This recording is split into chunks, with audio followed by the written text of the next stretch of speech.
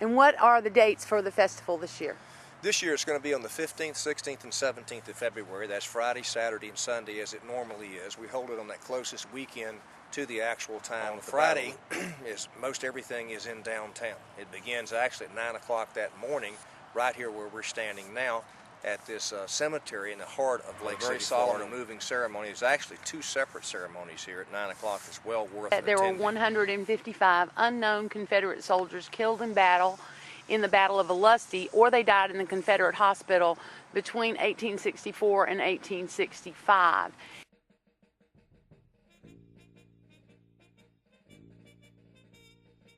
Nice little piece of history. Our guest speaker this year will be Jefferson Davis, President Jefferson Davis, reenactor, who's also a historian. It'll be his first time here with us. He'll be speaking here for that. Again, this year we'll have Tad Allen, the reenactor that plays Abraham Lincoln, will be with us.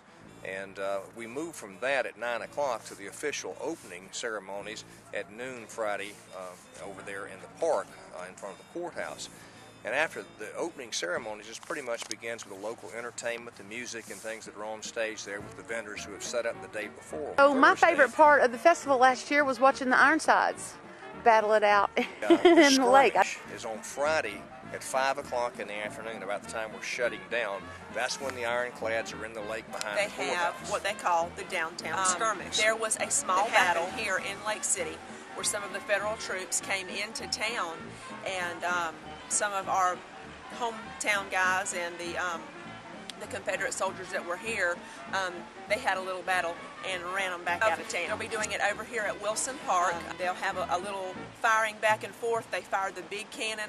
We have what they call the Battle of the Ironclads that happens out here on the lake, and it's two replicas of, I believe it is the Virginia and the Monitor. And so they'll fire cannons and shots, and they'll be firing some pretty big cannons off the bank, and then of course the guys will have their skirmish over there back into. On Saturday morning, of course, the vendors are open again, but we have the big parade where the reenactors are brought into town to all that we can get to come in to participate in the parade. That's a big turnout for people. The parade starts at 10:30 on Saturday, and we stage down around the First United Methodist Church and the DOT.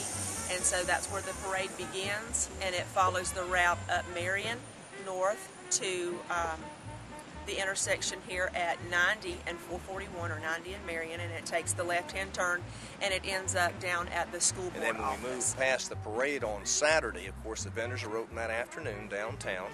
And also, I think it's significant to say that the battlefield is set up. The reenactors are already out there, and it's not as crowded on Saturday.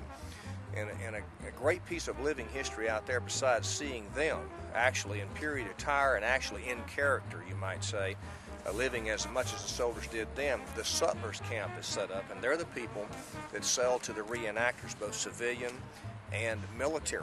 And you can actually see, among other things, I always like to watch the blacksmiths that work out there as they make period correct pieces of things there.